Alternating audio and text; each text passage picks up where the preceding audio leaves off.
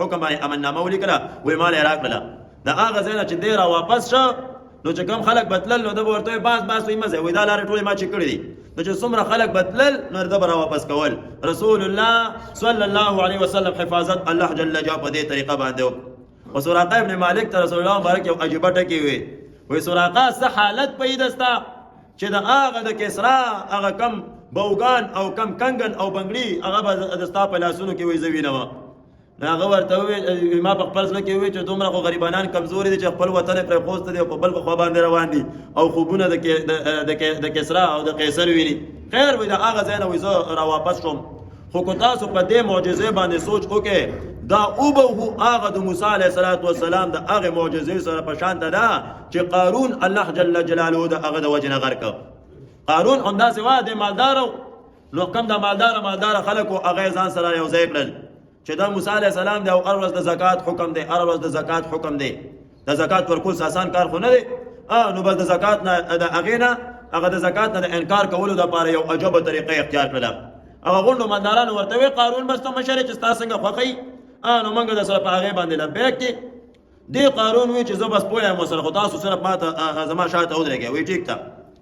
دا قارون لاړ او خبره وکړله یو فاجر او زانیې سره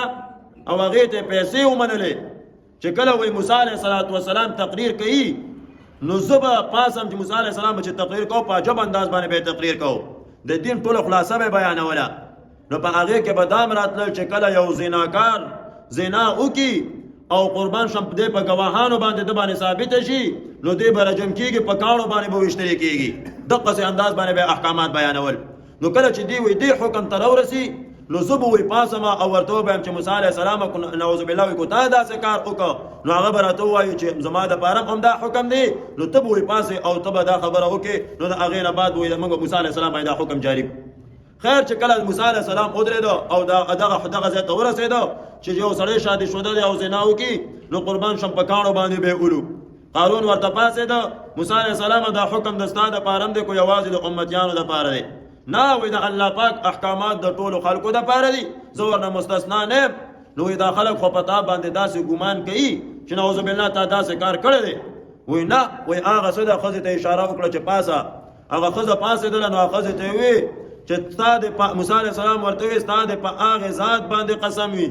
چې تورات یې په ما باندې را نازل کړی دی چې صحیح حال وایه او دروغ مه وایه نو هغې ښځې وویل چې موسی علیه السلام دې قارون ما ته پیسې منلې دي چې ته به په ده باندې داسې تهمت ولګې نور وایي ته پاکې موسی علیه السلام انتهایي غمجن شو خیرې یې وکړلې الله جل جلاله ورته وویل چې ځمکه دې تابعداره او مطیعه ده حکم کوه ځمکې ته چې څه حکم دې ورته وکړه نو قربان شو موسی علیه السلام حکم وکړه ځمکې ته چې ویې نو تر دې ګونډو پورې یې راکړه ډېرې چغې موسی علیه السلام ته وویلې خو ناشنا جلالي پیغمبر بیا یې ورته وویل چې ویې نیسه خو ځي ویې نیسه نو تر نوم یې راکړه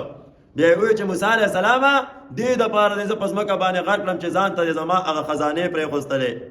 نو موسی علیه السلام ځمکې ته حکم وکړو چې راجمع کړې دغه خزانې هغه ټول مال او دولت یې ورته راجمع کړه او په دې سر باندې ورته کېښوسته بیا یې ورته وویل چې خذیه نو قربان شم سره د خزانو قارون په ښکته باندې روان دی په روایاتو کې راځي چې روزانه هم د ده چې څومره وجود او بدن دی د یو انسان قد برابر دا اوس هم په ځمکه کې په ښکته باندې روان دی